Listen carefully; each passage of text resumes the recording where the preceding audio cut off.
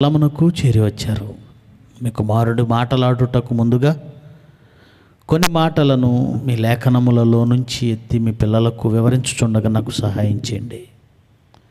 వింటున్న ప్రతి బిడ్డ మనోనేత్రము వెలిగించి వాస్తవములను గ్రహించి ఈ భూమి మీద ఉన్నంత వరకు మిమ్మును సంతోషపరచి మీరున్న లోకానికి అర్హత పొందే ధన్యత భాగ్యం ప్రతి ఒక్కరికి అనుగ్రహించమని యేసుక్రీస్తు వారి పవిత్రమైన నామమున ఈ ప్రార్థన సమర్పిస్తున్నాము తండ్రి, ఆమెన్.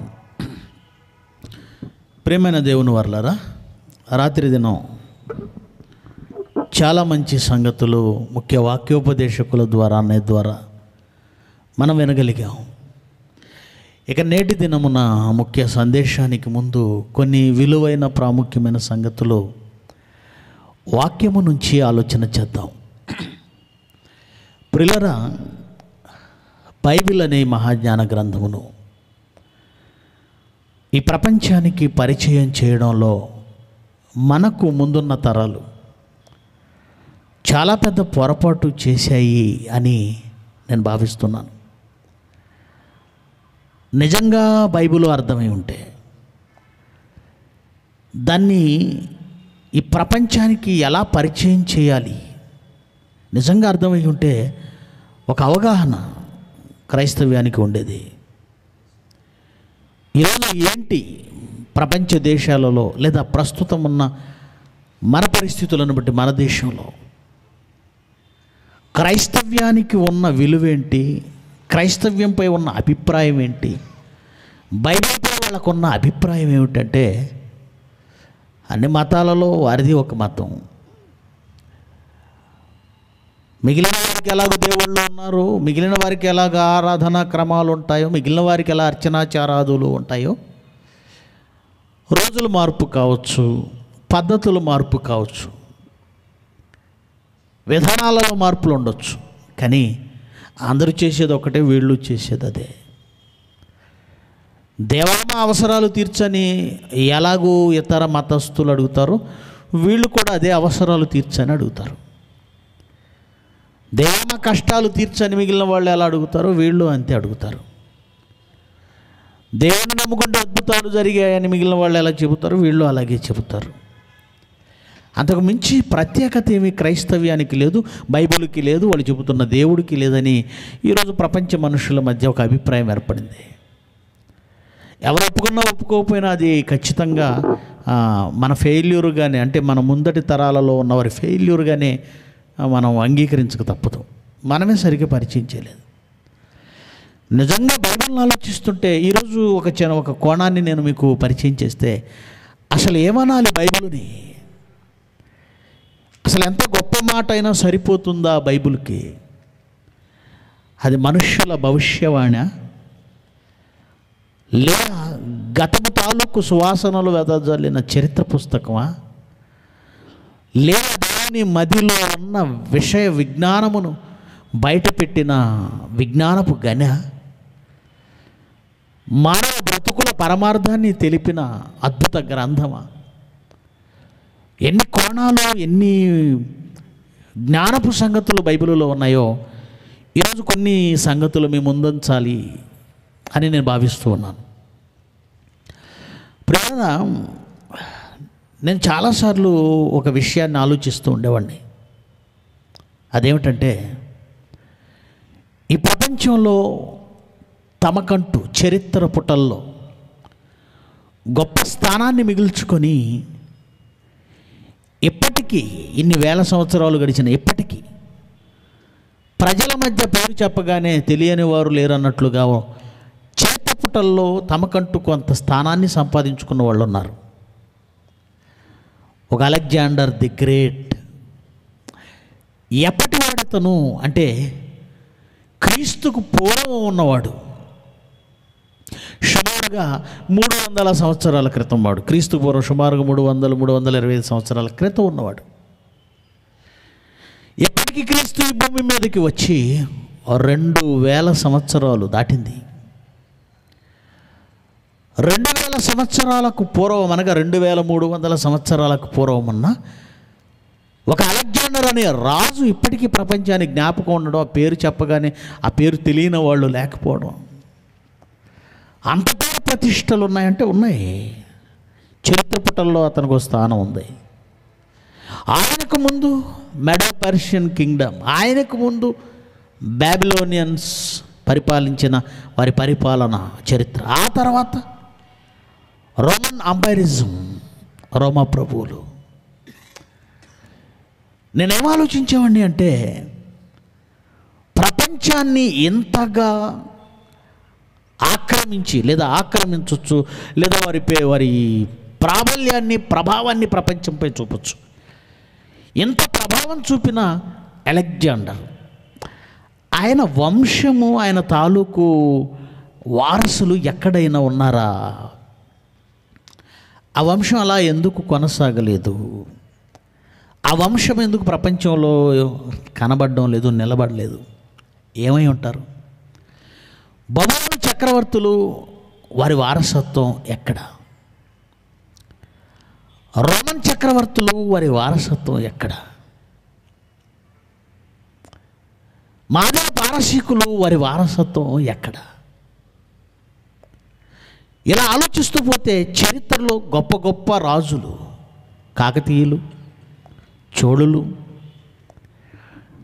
ఈ దేశాన్ని ఏలినటువంటి మొఘల చక్రవర్తులు, ఈ దేశంలో పరిపాలన సాగించినటువంటి గొప్ప గొప్ప రాజులు, మన రాష్ట్రానికి వచ్చేసరికి రెడ్డి రాజులు. ఇలాగ మనం చూస్తే ఎక్కడో కొందరు ఒక చోట చిన్న చిన్న రాజులకు చెందిన వంశాలేవో ఉన్నాయి అని చెప్పుకోవడం తప్ప, ప్రపంచాన్ని ప్రభావితం చేసిన, ప్రపంచాన్ని ఏలిన మహాసామ్రాజ్యాధినేతల వంశావళులు ఎక్కడ, వారసులు ఎక్కడ? ఇది మనం ఆలోచిస్తుంటే విచిత్రంగా ఉంటుంది. కానీ బైబిల్ చదువుతుంటే నాకు ఈ ప్రశ్నకు సమాధానం దొరికిందండి. నిజంగా ఇప్పుడు బైబిల్ చెప్పిన ఆ అంశాలను చూస్తుంటే ప్రపంచంపై బైబిలు, దేవుని అధికారం ఎలా ఉంటుందో, ప్రపంచ భవిష్యత్తును బైబిల్ ఎలా చెబుతుందో, మానవ ప్రస్థానాన్ని ప్రపంచానికి బైబిల్ ఎలా పరిచయం చేసిందో, నిజంగా బైబిల్ ఎంత విజ్ఞాన గ్రంథమో, మనుషులకు ఎంతటి దార్శనిక గ్రంథమో మనం అర్థం చేసుకోగలం. చూద్దాం. లేఖనాల నుంచి దేవుడు వ్రాయించిన మాటలు మనం చదవగలిగితే, సామెతల గ్రంథం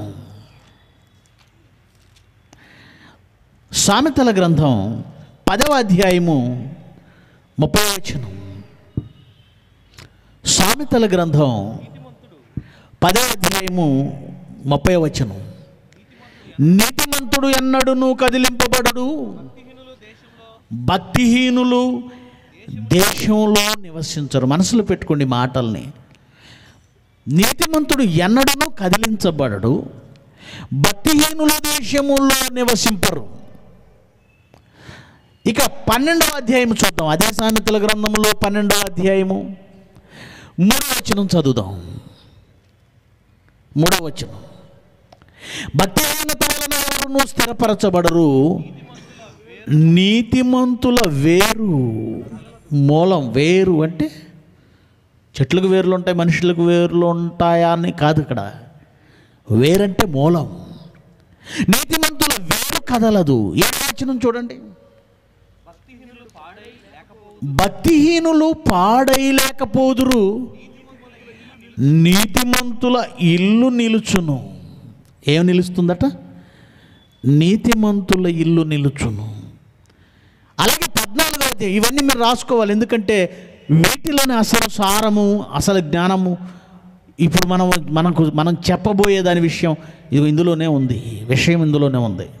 14వ అధ్యాయం 11వ వచనం కూడా చూడండి. భక్తిహీనుల ఇల్లు నిర్మూలమగును, యథార్థవంతుల గుడారము. ఇక్కడ ఈ 4 వచనాలలో మనము కామన్గా చూసినది ఏమిటి అంటే, నీతిమంతుల వేరు కదలదు, ఇల్లు కదలదు.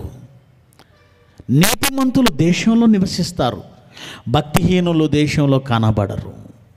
వారు నిలవరు, వారు ఉండరు. ఇలాంటి మాటలే మరి కొడుకైన సొలొమోను కాదు, తండ్రి అయిన దావీదు గారి చేత కూడా ఇలాంటి మాటలు ఇంకా స్పష్టంగా వ్రాయించాడు దేవుడు. చూడండి, అదే కీర్తనల గ్రంథము 37వ అధ్యాయము, కీర్తనల గ్రంథము 37వ అధ్యాయము మొదటి వచనం నుంచి, చెడ్డవారిని చూసి నువ్వు వ్యసన పడకు. వ్యసన పడ్డం అంటే తెలుసు కదండి, వాళ్ళు ఎందుకు గొప్పవాళ్ళు అయిపోయారు, వాళ్ళు ఎందుకు గొప్పవాళ్ళు అయిపోయారు, వాళ్ళు ఎలా గొప్పవాళ్ళు అయిపోయారు, గొప్పవాళ్ళు అయిపోతున్నారు, వ్యసనం అంటారు దీన్ని. చెడ్డవారిని చూసి నువ్వు వ్యసన పడకు, దుష్కార్యములు చేయవారిని చూసి మత్సరపడకు. వారు గడ్డి వలె త్వరగా ఎండిపోదురు, పచ్చని కూర వలె వాడిపోదురు. 10వ వచనం చూడండి, ఇంకా కొంతకాలమునకు భక్తిహీనులు లేకపోదురు, వారి స్థలమును జాగ్రత్తగా పరిశీలించునను వారు కనబడకపోదురు. దీనులు భూమిని స్వతంత్రించుకుందురు. నాకు ఈ మాట యేసుక్రీస్తు కొండ మీద కూర్చొని చేసిన ప్రసంగములో కనబడింది. మీకు ఏమైనా జ్ఞాపకం వచ్చిందా? జ్ఞాపకం వస్తే ఒకసారి తీయండి, మత్తయి సువార్త 5వ అధ్యాయము.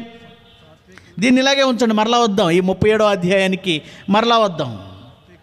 మత్తయి సువార్త 5వ అధ్యాయము 3వ వచనం 4వ వచనం. వచనం చెప్పండి. 3వ వచనం, సాత్వికులు ధన్యులు, వారు భూలోకమును స్వతంత్రించుకుందరు. ఏమండి, ఈ మాటలు చూస్తున్నప్పుడు భూలోకాన్ని స్వతంత్రించుకున్న వారిలో ఎవరున్నారంటే, ఏమండి, ఒక బబులోను చక్రవర్తి ఉన్నాడు.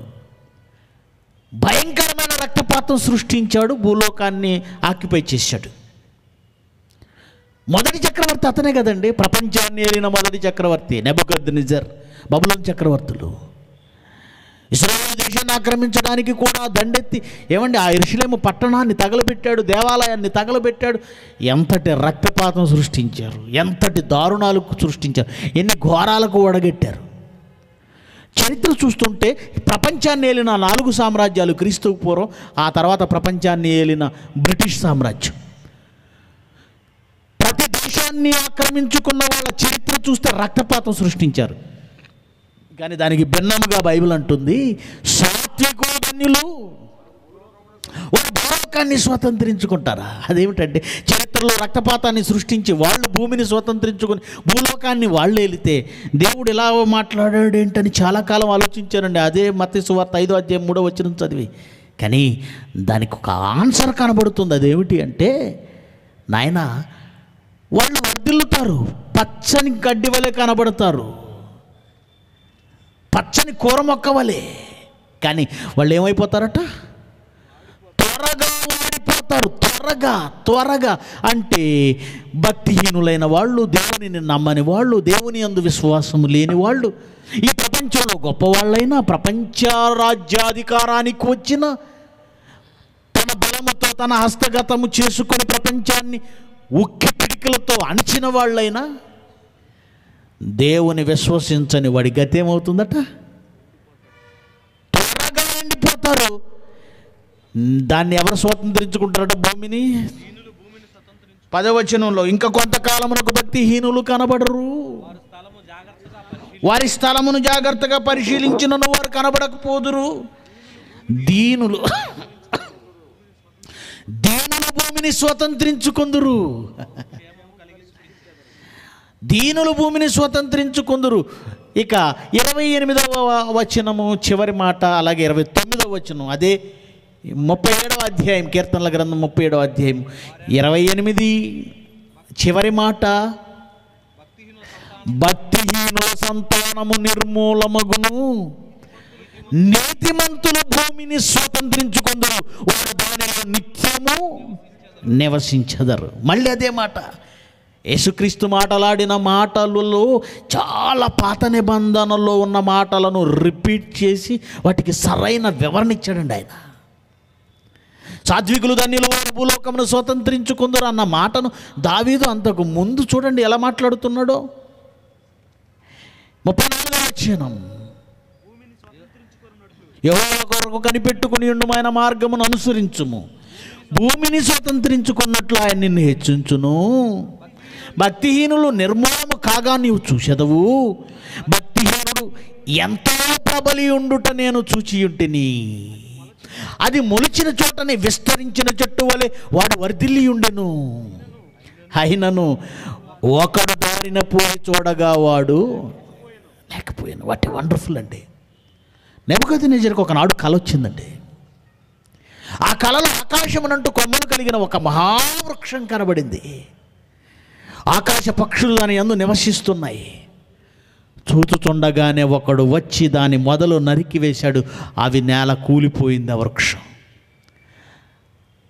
ఆ కళను గురించి దిగులు పడుతున్నప్పుడు, కలవరపడుతున్నప్పుడు ఆ కళ యొక్క భావము తెలిపాడు. ఎవరు?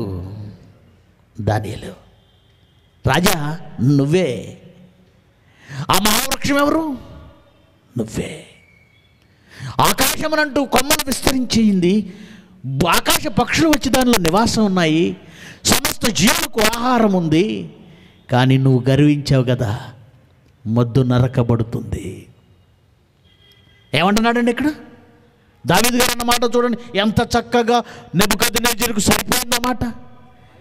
భక్తిహీనుడు ఎంతో ప్రబలి ఉన్నాడు, విస్తరించాడు. దాని కొమ్మలు విస్తరించాయి.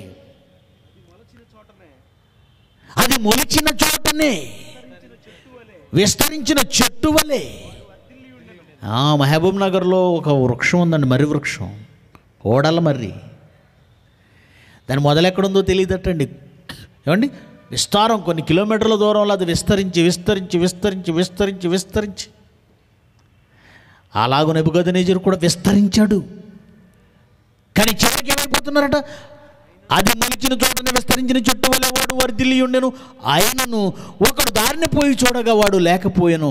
నేను వెతికి తిని కానీ వాడు కనబడకపోయాను. నిర్దోషులను కనిపెట్టు, నిర్దోషులను కనిపెట్టు. అంటే మనం రీసెర్చ్లో ఉండాలి.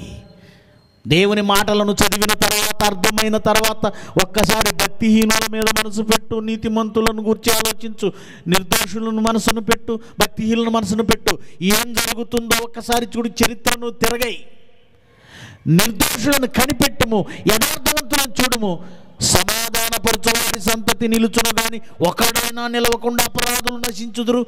భక్తిహీనుల సంతతి నిర్మూలమగును. వాట్ ఏ వండర్ఫుల్ అండి. భక్తిహీనుల సంతతి నిర్మూలమగును. ఈ మాటలు చూస్తుంటే ఎందుకు చరిత్రలో గొప్పవాళ్ళై ప్రపంచాన్ని జయించిన రాజుల సంతతి ఎందుకు లేదంటే, నాయన భక్తిహీనుల ఇల్లు నిలవదు అన్నాడు సామెతల్లో. ఇల్లు అనగానే వాళ్ళు కట్టుకున్న కోటల గురించి కాదండి, ఇల్లు అనగానే వాళ్ళ సంస్థానాల గురించి కాదండి, వాళ్ళ నాజనగర్ల గురించి కాదండి. కుటుంబం, ఫ్యామిలీ, వంశం. చాలామంది కొడుకు పుట్టకపోతే బాధపడుతూ ఉంటారండి. వంశోద్ధారకుడు లేడే, వంశాన్ని నిలబెట్టేవాడు లేడే. అంటే వాళ్ళ వంశం కొడుకు పుడితే నిలుస్తుంది అనుకుంటున్నారు. నెబుకద్నెజరు రాజు కొడుకు లేడా? లేదంటే అలెగ్జాండర్కి కొడుకు లేడా? ఏమంటే బబులోను చక్రవర్తులకు కొడుకులు లేరా? రోమన్ చక్రవర్తులకు కొడుకులు లేరా? వంశాన్ని నిలబెట్టాలంటే, ఆ వంశం భూమి మీద ఏమండి విస్తరించాలంటే, తరతరాలు నిలవాలంటే ఆ విత్తనం అంటాం చూసాం మనం, విత్తనం. అవునండి, అది తరతరాలు భూమి మీద నిలిచి ఆ భూమిని స్వతంత్రించుకోవాలంటే అది ఎవరి వలన అవుతుందో తెలుసా? దేవుని వలన. ఏమండి, రైతులు చేసేటువంటి వ్యవసాయం గురించి మీలో చాలామందికి తెలుసు. అందులో విత్తన సేకరణ అనేది ఒకటి ఉందండి. విత్తన సేకరణ. ఒక రైతు తర్వాత పంట వేయడానికి విత్తనాన్ని సేకరిస్తాడు. ఏం చేసేవాళ్ళు అంటే, ఇప్పుడంటే కంపెనీలు వచ్చేసి వ్యాపారానికి అలవాటు అయిపోయి ఏమంటే విత్తనాలను హైబ్రిడ్ చేసేసి ఒక పంటకు మాత్రమే అది పనికొచ్చేలా చేసి, ఆ తర్వాత పంటకు మళ్ళా విత్తనాలు అదే కొట్టుకు వెళ్ళి, షాపుకు వెళ్ళి కొనుక్కునే దౌర్భాగ్యపు పరిస్థితి ఈరోజు ప్రపంచ విజ్ఞానం తెచ్చిపెట్టింది, వ్యాపారాన్ని చేసింది. సీడెళ్ళండి. ఆ తర్వాత సీడ్లెస్ అంటే తర్వాత తరానికి అది సీడ్ ఇవ్వదు. అలాంటి విత్తనాలు తయారు చేశారు. కానీ ఒకనాడు ఎలా ఉండేది అంటే, పంట పండిందనుకోండి, ఒక బేర పంట అనుకుందాం. రైతు ఏం చేసేవాడంటే ఏవో తాలు లేదంటే సరిగ్గా కాయ సైజు రానివి, తాళ్ళుగా తప్పగా ఉన్నవి అవి సేకరించడండి. కాయ పెద్దగా వచ్చి మంచి ఏపుగా పెరిగి చూడడానికి బ్రహ్మాండంగా అన్ని లక్షణాలు బాగుండాలి, దాని క్వాలిటీ బాగుండాలి, మంచి ఆకారం ఉండాలి, సైజు పెరగాలి. ఇది మంచి విత్తనం తీసి పక్కన పెడతాడు. ఆ తర్వాత ఈ మంచి విత్తనాలు అంటే కాయ సైజు మంచిది, దాని విత్తనం మంచిది, దాని మూలం మంచిది, తర్వాత పంటకేస్తాడు. ఆ తర్వాత పంటలో కూడా శ్రేష్టమైనవి, ఏమంటే పెద్దగా ఉన్నవి, శ్రేష్టంగా ఉన్నవి పక్కన పెడతాడు. ఇలా కొన్ని తరాలు ఇలా చేస్తున్నప్పుడు మీరు గమనించవలసింది ఏమిటంటే, నిస్సారంగా ఉన్నవో, నిస్సత్తుగా ఉన్నవో, లేదంటే సరిగా ఆకారం రానివో, సరిగా ఏమంటే తాలు గింజలు అంటారు, పనికిరాని ఇవన్నీ కూడా ఏమవుతున్నాయంటే తర్వాత కనబడకుండా పోతాయి. మంచి వాటిని, శ్రేష్టమైన వాటిని మాత్రమే సెపరేట్ చేసి తర్వాత తరాలకు అందిస్తాం. తర్వాత ఇలా కొన్ని తరాలు గడిచిపోయేసరికి మంచి విత్తనమే వేసేవాళ్ళు. ఇప్పుడంటే ఈ విజ్ఞానం వచ్చి అంత పాడు చేసుకున్నారు, కానీ ఇలా కొన్ని తరాలు గ్రేడ్ చేస్తే చివరికి ఏ విత్తనం మిగులుతుంది? మంచి విత్తనం. మరి తాళ విత్తనం, తాళ గింజలు ఏమైపోయాయి? వెనక్కి వెళ్ళిపోయాయి. ఏమండి, ఈ ప్రపంచంలో కూడా దేవుడు మొదటి నుంచి చేసిన విత్తన సేకరణ వ్యవసాయం ఈ ప్రపంచంలో మనుషులండి. ప్రారంభం నుంచి దేవుడు చేసిన విత్తన సేకరణ వ్యవసాయం ఎలాగో చెప్పమంటారా? నీతిమంతుల ఇల్లు నిలుచును, నీతిమంతుల గుడారం నిలుచును, భక్తిహీనుల ఇల్లు నిర్మూలమగును. ఈ మాటలకు అర్థం ఏంటో తెలుసా? ఒక అబ్రహాం ఈ ప్రపంచంలో ఆయన ఎన్నుకున్న ఉత్తమమైన విత్తనం, ఉత్తమమైన వంశం. అక్కడ నుంచి ఎలాగ సమాజంలో తనకంటూ ఒక ప్రత్యేక జాతిని, ప్రత్యేక పంటను ఆయన ఏర్పరచుకున్నాడు. ఆ వ్యవసాయాన్ని మీరు చూస్తే అబ్రహామును ఉత్తమమైన గింజలో నుంచి ఉత్తమమైన విత్తనాలు ఇస్సాకులో నుంచి ఉత్తమమైన విత్తనము యాకోబులో నుంచి ఉత్తమమైన విత్తనాలు. ఇలా చివరికి వచ్చేసరికి అబ్రహాము ఎప్పటివాడు? అబ్రహాం ఎప్పటివాడు? క్రీస్తు పూర్వం సుమారుగా 2400 2500 సంవత్సరాల క్రితం సుమారుగా. ఇప్పటికీ సుమారుగా 4500 సంవత్సరాల క్రితం. మీకు తెలుసా, అబ్రహామును విశ్వాసులకు తండ్రి అయిన వాని వంశం ఎప్పటికీ భూమి మీద ఉంది. ఎప్పటికీ. ఎందుకంటే అబ్రహామును బట్టి ఈ భూమిలోని సమస్త వంశములు దీవింపబడునన్న మాట ఇచ్చిన దేవుడు ఆ అబ్రహాము సంతానంలో నుంచి క్రీస్తు వచ్చాడు. ఆ క్రీస్తును బట్టి ఈరోజు అన్ని జనులుగా మనము క్రైస్తవులు అయ్యాం. అలా క్రైస్తవులు అవ్వడాన్ని బట్టి మనమంతా అబ్రహాముకి ఏమైపోయాము? విశ్వాసమును బట్టి మనమంతా అబ్రహాముకి పిల్లలమైపోయాం. నీతిమంతుల ఇల్లు అనగానే మీరు ఏదో అనుకోకండి, క్రైస్తవ్యం. నీతిమంతులైన అబ్రహాము దేవుని నమ్మినది అతనికి నీతిగా ఎంచబడను. అలాగూ 4,000 సంవత్సరాల క్రితం ఉన్నటువంటి అబ్రహాము సంతానం ఎప్పటికీ భూమి మీద కనబడుతుంది. ఈ భూమిని స్వతంత్రించుకుంటున్నది అంతే. ఏది? అబ్రహామును నీతిమంతుడు ఇల్లు, అబ్రహామును నీతిమంతుని వంశం, అబ్రహామును నీతిమంతుని వారసులు ఇంకెవరు? క్రైస్తవులు. భూమిని స్వతంత్రించుకున్నారు. ఎప్పటి నుండి భూరాజులు లేచారో మీకు తెలుసు. దేవుని అభిషిక్తుడైన క్రీస్తు ఈ భూమి మీద పుట్టిన నాటి నుండి రోమా ప్రభుత్వంలో హేరోదు అను భూరాజు లేచాడు. ఆ తర్వాత ఎందరో రాజుల అపోస్తలులకు వ్యతిరేకంగా, క్రైస్తవ్యానికి వ్యతిరేకంగా లేచారు. అలా లేచిన రాజుల చరిత్ర ముగిసింది, కానీ క్రీస్తు చరిత్ర, క్రైస్తవుడి చరిత్ర ముగిసిన కారణం భక్తిహీనుల ఇల్లు నిర్మూలమవుతుంది, కానీ నీతిమంతుల ఇల్లు నిలిచి ఉంటుంది. ఏలి మీ అందరికీ తెలుసండి. షిలోహు అనే మందిరంలో సేవ చేసేవాడు కదా ఏలి. ఆయన గురించి దేవుడు ఒక ప్రవచనం చెప్పాడండి. ఏలి మంచివాడే, కానీ కొడుకులు దేవాలయానికి వచ్చిన స్త్రీలను అవమానపరిచి వారితో శయనించేవాళ్ళు. ఈ చాటు పాపములన్నీ తెలుసు ఏలికి, కానీ కొడుకులను వారించలేకపోయాడు, వాళ్ళను దారిలో పెట్టలేకపోయాడు. అప్పుడు దేవుడు వాళ్ళకి ఇచ్చిన, వాళ్ళ వంశానికి ఇచ్చిన శాపాన్ని ఒక్కసారి మీరు చూస్తే, ఈరోజు ఎందుకు మహా చక్రవర్తుల వంశాలు భూమి మీద లేకుండా పోయాయో ఆ ఒక్క మాట చూస్తే మీకు అర్థమైపోతుందండి. చూడండి, 1 సమూయేలు గ్రంథము 2వ అధ్యాయము 31 నుంచి. ఆలకించుము, రాగల దినములలో నీ బలమును, నీ పితరుని ఇంటి బలమును నేను తక్కువ చేసేదను. నీ ఇంట ముసలివాడు ఒక్కడును, ముసలివాడు ఉండడు అనగానే ఎవరి గ్రీన్ హీరోలా ఉంటారని కాదండి. నీ ఇంట ముసలివాడు ఒక్కడును ఉండడు అంటే దాని అర్థం ఏంటో తెలుసా? ప్రతివాడు యవ్వనంలోనే చస్తాడు. ప్రతివాడు ఏమైపోతాడు? వృద్ధాప్యంలోనికి రాకముందే యవ్వనంలోనే అందరూ యవ్వనంలోనే చచ్చిపోతారు.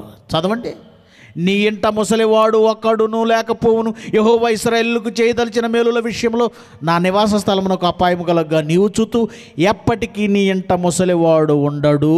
నా బలిపీఠమున వద్దనెవడను ఉండకుండా నేను అందరినీ నశింపు చేయక విడుచువాడను గనుక అది నీ కన్నులు క్షీణించే వరకు నీ దుఃఖం చేత క్షేమగుటకు సాధనమగును. నీ సంతానపు వారందరూ వయకాలమున చచ్చిపోతారు.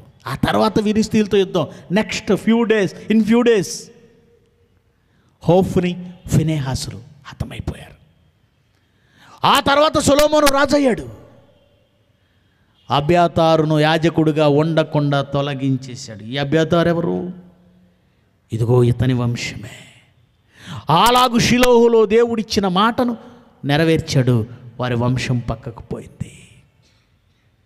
ఏమంటే కొన్ని పెద్దలు చేసిన తప్పుల వలన, పెద్దలు చేసిన పొరపాట్ల వలన వంశానికి నష్టం జరుగుతుందండి. దేవుడు కూడా అదే చెబుతున్నాడు. నువ్వు భక్తుడిగా బ్రతికావా, నీ వంశం, నీ మూలం ఈ భూమి మీద కొనసాగుతుంది. నువ్వు ఒక మంచి విత్తనముగా ఉన్నావా, మూలము ఈ భూమి మీద కొనసాగుతుంది. అదే భక్తిహీనుడవా, ఈ వంశం అవసరం లేదు దేవుడికి. ఎక్కడో ఒక చోట ఆగిపోతుంది, స్టాప్ అయిపోతుంది. నీ బలము తగ్గిపోతుంది. నీ బలము ఈ భూమిని నువ్వు స్వతంత్రించుకోదు. ఎవరు నీతిమంతులో వాళ్ళు స్వతంత్రించుకుంటారు. అలాగే ఒక్కసారి ప్రపంచాన్ని చూస్తే ప్రపంచ రాజ్యాలలో గొప్ప గొప్ప వాళ్ళంతా మట్టిలో కలిసిపోయారు.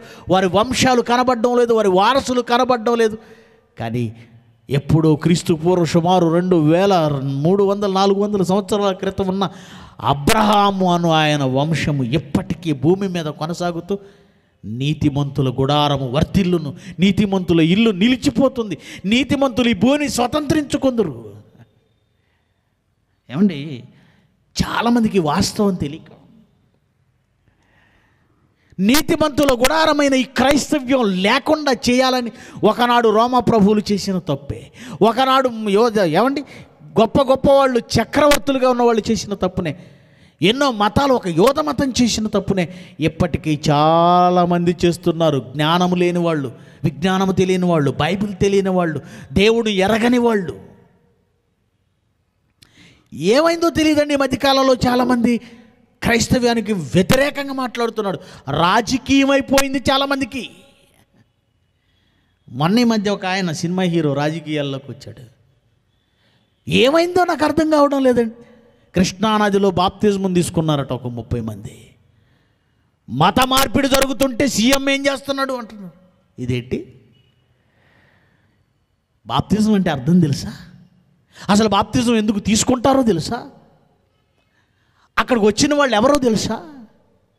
మత మార్పిడులు జరగడం ఏంటి? ఏమంటున్నారండి? ఏకముగా క్రైస్తవులు ఉందా? ఒకడంటాడు ఇంగ్లీష్ మీడియం పెట్టాడు పాపం జగన్ గారు. ఇదిగో క్రైస్తవ్యానికి మేలు చేయడానికే ఇంగ్లీష్ మీడియం పెట్టాడు. అదిగోండి వాళ్ళు బాప్తిజం తీసుకుంటుంటే సీఎం ఇల్లు 10 కిలోమీటర్లే ఉంది, అదిగో ప్రోత్సహిస్తున్నాడు. అంటే ఏంటి? నువ్వే రాజకీయాలు చేసుకుంటావో, సీఎంని ఏం మాట్లాడుకుంటావు, నీకు అనవసరం. కానీ క్రైస్తవులు ఉండకూడదు, ఎవరు క్రైస్తవులుగా మారకూడదు, ఎవరు దేవుణ్ణి నమ్మకూడదు, బైబిల్ అనేది ఉండకూడదు. ఈ ధోరణి ఎందుకు మనుషులలో పెరిగిపోతుంది?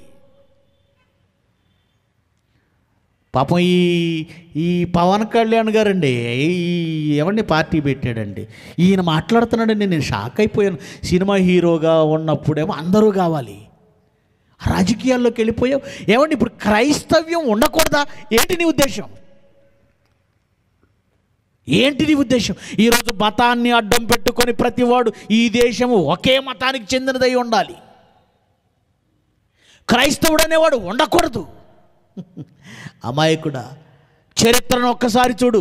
నీతిమంతుల ఇల్లు నిలిచిపోతుంది, భక్తిహీనుడు కనబడడు. క్రైస్తవ్యం ఉండకూడదని ప్రపంచంలో అనుకున్న ప్రతివాడు లేచిపోయాడే తప్ప ఇశ్రాయేలీలు, ఒకనాడైతే ఇశ్రాయేలీలు ఉండకూడదని దండెత్తిన ప్రతి ఒక్కడు, సిరియన్లు కావచ్చు, బాబిలోనియన్స్ కావచ్చు, చరిత్రలో ప్రతి ఒక్కడు తుడిచిపెట్టబడ్డాడు. అబ్రహాము వంశము నిలబడింది. భక్తిహీనులు వాళ్ళల్లో పోయారు, కానీ ఆ యోధా వంశములో నుంచి వచ్చిన యోధా గోత్రపు సింహమును బట్టి ప్రపంచములో అనేకులు అబ్రహాముకు పిల్లలైతే వాళ్ళను తుడిచిపెట్టాలనుకున్న ప్రతి వాడి చరిత్ర ముగిసింది, వాళ్ళ వంశాలు ఆగిపోయాయి. ఈరోజు క్రైస్తవ్యానికి వ్యతిరేకంగా మాట్లాడాలనుకున్న ప్రతి ఒక్కరు తెలుసుకోవాల్సిన వాస్తవం, నీ వంశము ఈ భూమి మీదకి ఉండదేమో. దేవుని గుడారమును పెకిలించాలనుకుంటున్న, నీతిమంతుల ఇంటిని పెకిలించాలనుకుంటున్న ప్రతి మూర్ఖుడైన వాడు వినవలసిన మాట,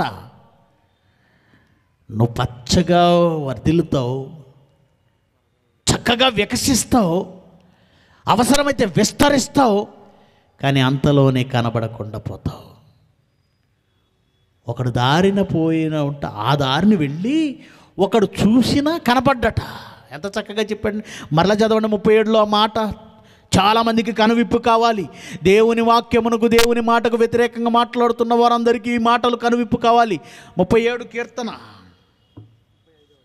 35వ వచనం. భక్తిహీనుడు ఎంతో ప్రబలి ఉంటాడు.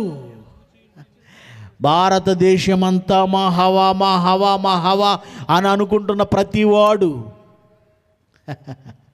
జాగ్రత్త, అది మొలిచిన చోటనే, విస్తరించిన చెట్టు వలె అవ్వచ్చు నీ పార్టీ అవ్వచ్చు. నువ్వు మతాన్ని అడ్డం పెట్టుకొని మతం పేరుతో అమాయకులను రెచ్చగొట్టి నువ్వు రాజకీయాలు ఏమైనా చేసుకో, కానీ క్రైస్తవ్యం ఉండకూడదు. క్రైస్తవ్యం ఉంటే మనం నిలబడలేము, మన పార్టీకి బలం ఉండదు, మన పార్టీ పరిపాలనలో ఉండదు. ఇలాంటి తప్పుడు ఆలోచనలు చేసిన ఒకనాటి రోమా ప్రభుత్వం కుప్పకూలిపోయింది. వీళ్ళు మనకు వ్యతిరేకమనే ఒక ప్రచారం ఆ రోమా ప్రభువుల్లోకి వెళ్ళిపోయిందండి. క్రైస్తవ్యం అంటే మనకు వ్యతిరేకులు, కుప్పకూలిపోయింది, కూకటి వేళతో పెకిలించబడింది. ఇప్పుడు ఒక పార్టీ దేశాన్ని మతతత్వంతో నింపి, మతాన్ని అడ్డం పెట్టుకొని, దేవుణ్ణి అడ్డం పెట్టుకొని రాజకీయం చేయాలని చూస్తుంది. కొందరు దానికి తొత్తులుగా మారిపోయి వాళ్ళ ప్రాబల్యం లేదు, ఏమండి, వాళ్ళ ప్రాపకం కోసం, వాళ్ళ దయాభిక్ష కోసం, రాజకీయ భవిష్యత్తు కోసం, రాజకీయ భిక్ష కోసం, పదవుల కోసం. ఏమండి, బాప్తిజం అంటే ఏంటో తెలుసా? ఈ జన్మనిచ్చిన పరమాత్ముడు ఈ జన్మను ఇచ్చింది ఎందుకో అని తెలుసుకొని వ్యభిచారులుగా, త్రాగుబోతులుగా, జోదగాళ్ళుగా, అబద్ధికులుగా, నేరగాళ్ళుగా ఉన్న తమ బ్రతుకును మార్చుకొని ఉత్తములుగా, నీ పిల్లలుగా, ఈ సమాజానికి ఉపయోగపడేవారిలా, పరలోకమందున్న నీకు మంచి పేరు తెచ్చేవారిలా, అవసరమైతే సహోదరుల కొరకు ప్రాణం పెట్టేవాడుగా నేను బ్రతుకుతానని దేవునికి చేసే ప్రమాణం బాప్తిజం. నువ్వేమనుకుంటున్నావు? ఏమంటే మార్పిడి చేస్తున్నా, మార్పిడి మార్పిడి మార్పిడి మార్పిడి. నువ్వు క్రైస్తవులని ఎవరు ముద్ర వేసావు? అందరూ క్రైస్తవులు ఉండరు. ఈరోజు గ్రౌండ్లోకి వచ్చిన వాళ్ళందరూ క్రైస్తవులు అనుకుంటే కుదరదు. ఎవరు బాప్తిజం తీసుకున్నారో వాళ్ళే క్రైస్తవులు. వారు మాత్రమే దేవుని రాజ్యముల్లో చేర్చబడిన వాళ్ళు. వారు మాత్రమే క్రీస్తును అంగీకరించిన క్రైస్తవులుగా దేవునికి లెక్కింపబడతారు. బాప్తిజం తీసుకోవడం ఏమండి, ఫోటో పెట్టుకొని క్రిస్మస్ పండుగ చేసుకొని అప్పుడప్పుడు గుడికి వెళ్ళి వచ్చేవాడు క్రైస్తవుడు అని మీరు అనుకోకండి. ఇంటి మీద స్టార్ కట్టేసి పండగ అట్టహాసంగా చేసుకొని ఈ మధ్య అది ఎక్కువైపోయింది. నువ్వు క్రైస్తవులు అని చెబుతున్నావే, పలానా వాళ్ళ దళితుడు దేవుడు అంటున్నావే. నో, మారని ప్రతివాణ్ణి దేవుని కోసం బ్రతికేలా మార్చే ఒక ప్రక్రియ, లేదా అతను తీసుకునే నిర్ణయం బాప్తిజం. మత మార్పిడేంటి? దాని గురించి ఏం తెలుసు? అసలు బైబిల్లో ఏముందో నీకేం తెలుసు? రాజకీయాల కోసం, క్రైస్తవ్యంలో ఆందోళన కలిగించి రాజకీయాల కోసం, క్రైస్తవ్యాన్ని కూకటి వేళతో దేశంలో పెక్కలించి రాజకీయాల కోసం ఒక మతంగా మార్చి ఈ దేశాన్ని ఒక మతం ఉన్న దేశంగా, క్రైస్తవులు లేని దేశంగా మారుద్దాం అనుకుంటున్నావా? అయితే చరిత్ర చూడు. భక్తిహీనుల గుడారము కనబడదు, నీతిమంతుల ఇల్లు వేరు కదల్చబడదు. ఇలాంటి పార్టీలు ఎన్నైనా రావచ్చు పోవచ్చు, భవిష్యత్తులో ఆ పువ్వు వాడిపోవచ్చు. అంతే, గడ్డి పువ్వు ఎండిపోతుంది కదా, పువ్వు ఎండిపోతుంది, రాలిపోతుంది. ఒకటి దారిని వెళ్ళి ఈ పార్టీ ఉండాలి అని భవిష్యత్తులో చెప్పుకుంటాడు నీ గురించి. అయినను ఒకడు ఆ దారిని పోయి చూడగా ఏ దేశాన్ని వెళ్ళినా ఆ చెట్టు, ఆ పువ్వు మొత్తం కనపడదు భవిష్యత్తు. గనుక గుర్తుపెట్టుకో, నువ్వే రాజకీయమైనా చేసుకో, నువ్వేమైనా చేసుకో, నువ్వు పరిపాలన చేసుకో, ఏమైనా చేసుకో, కానీ క్రైస్తవుల జోలికి వచ్చి యేసుక్రీస్తు గురించి, దేవుని గురించి, వారి మార్పును గురించి, ఒక మనిషి ఉత్తమమైన మార్పు గురించి అడ్డుకోవాలని, ఆపాలని చూసావా? అయితే నీ బలము, నీ వంశము, నీ వేరు అంతటి తాగిపోతుంది. ఎందుకంటే ఇలాంటి చేదు వేరు ఆ తర్వాత తరాలకు ఉండకూడదు. భూమి మీద సాత్వికులే నిలిచి ఉంటారు. ఫ్యాక్షనిస్టులను చూడండి, అందరూ సగంలో పోతారు. వాళ్ళ వంశాలే అందరూ సగంలో పోవడమే. ఎందుకు అలా పోయారు? ఉండకూడదు. సాత్వికులు చూడండి, రాత్రి మీరు విన్నారు కదా, 80 ఏళ్ళు ఒక పెద్ద ఆయన వేదిక మీద ఉన్నాడు, పాస్టర్ గారు. 80 ఏళ్ళు, చాలా యాక్టివ్గా ఉన్నాడు. మరి ఫ్యాక్షనిస్టులు ఏంటి 30 ఏళ్ళకి పోయారు? అలెగ్జాండర్ ది గ్రేట్ అండి 23 ఏళ్ళకి పోయాడు, పోతాడు. భక్తిహీనుల వేరు నిలవదు, నీతిమంతులు నిలిచి ఉంటారు. ప్రేమైన దేవుని పిల్లలారా, మీరు ధైర్యంగా ఉండండి. ఈ దేశంలో కాదు, ప్రపంచంలో క్రైస్తవ్యాన్ని ఎవడు ఏమి చేయలేడు. క్రీస్తు కాలి గోరు కూడా ఎవడు తాకలేడు. క్రీస్తు కాలి గోరు కూడా. ఎందుకంటే మనల్ని చంపొచ్చు, ఈ పరంపర ఆపలేడు, ఈ వంశాన్ని ఆపలేడు. మనము రాజులైన యాజక సమూహం, పరిశుద్ధ జనం. ఏ వంశం? మనం ఏర్పరచబడిన వంశం. ఇది అబ్రహాము అను నీతిమంతుడి ఇల్లు. ఈ ఇల్లు క్రీస్తు వలన మరింత నీతిమంతుల ఇల్లుగా విస్తరించి ఈరోజు ప్రపంచంలో ఉంది. భూమిని స్వతంత్రించుకుంది. ఈరోజు భూమండలాన్ని లేదా ప్రపంచ పటాన్ని చూసి క్రైస్తవ్యం ఉన్నదానిని ఒక రెడ్ మార్క్తో నువ్వు వేస్తే ప్రపంచ పటంలో 80% రెడ్ మార్కే కనపడుతుంది. నీకు కనపడుతుందా? ఎందుకంటే క్రైస్తవ్యం విస్తరించింది, ఎందుకంటే భూమిని స్వతంత్రించుకుంది. ఇప్పుడు యేసుప్రభు అన్న మాట చెప్పండి, సాత్వికులు ధన్యులు. యుద్ధం చేసి క్రైస్తవ్యం రాలేదు, యుద్ధం వలన క్రైస్తవ్యం విస్తరించలేదు. వారి సాత్వికులు ధన్యులు, వారి భూలోకమును స్వతంత్రించుకుందరు. ఈ మాట ఉపయోగించుకున్న గాంధీయే అహింస అనే ఒక సిద్ధాంతాన్ని, దేవుని మాటను బట్టి సాత్వికులు ధన్యులు, భూలోకమును స్వతంత్రించుకుందరు. అయితే అహింసా పద్ధతి రైట్ అనమాట మనకు స్వాతంత్రం తెచ్చుకోవడానికి అని క్రీస్తు మాటను బట్టి అహింసా సిద్ధాంతంను ప్రయోగించి భారతదేశానికి స్వాతంత్రం తీసుకొచ్చాడు. ఎందుకంటే క్రీస్తు చెప్పాడు, నాయన హింస చేస్తే స్వాతంత్రం రాదు, సాత్వికంగా ఉంటేనే నువ్వు నీ దేశాన్ని స్వతంత్రించుకుంటావు. కనుక ప్రపంచాన్ని ఈరోజు స్వతంత్రించుకుంది సాత్వికులు. ఆ నీతిమంతుల ఇల్లు నువ్వు కదిలించలేవు. ఓకే, అనేక సంగతులు ముఖ్య వాక్యోపదేశకులు అనే ద్వారా విందాం. తల వంచండి, ప్రార్థన చేసుకుందాం. మహిమ కలిగిన మా తండ్రి, నిజముగా మీ మాటలు, ఈ గ్రంథము ఎంత ఉన్నతమైనదో నేను చూసి గుండెలకు హత్తుకుంటున్నాను. నేను మీ మాటల్ని, నిజముగా మీ మాటల సారం ప్రపంచంలో ఇప్పటికీ కనబడుతుంది. ఎందరో ప్రభువులు ప్రపంచాన్ని వెళ్ళిన ప్రభువులు, వాళ్ళ వంశాలు లేవు, వాళ్ళ వారసులు లేరు, వాళ్ళ ప్రభావం లేదు. కొన్ని వేల సంవత్సరాల క్రితము నీతిమంతుడిగా ఉన్న అబ్రహాము వంశమైన మేము ఇప్పటికీ ఉన్నాము, ఉంటాము. ఆకాశం ఉన్నంత వరకు ఈ వంశం నిలబడుతుంది. భక్తిహీనులు నిర్మూలమవుతారు. ఎవడు ఎదురొచ్చిన తొనకలైపోతారు. మీ పిల్లలలో మీ మాటలను బట్టి ధైర్యం నింపారు. ఎదురడుగు వెనకడుగు వేక ఎదురు ముందుకు సాగుతూ ఎదురుగా వచ్చుచున్న శత్రువును ఢీకొట్టే ధైర్యం మీ వాక్యం అనే ఖడ్గమును బట్టి మీ పిల్లలకు అనువివ్వండి. మా తర్వాత తరాలకు ఉత్తమమైన జ్ఞానం అందించే వారసులుగా మమ్మల్ని నిలబెట్టండి. నా తర్వాత మీ కుమారుడు లేచి నిలవబడి మాట్లాడుతుండగా ఆయనకు సహాయం చేయండి.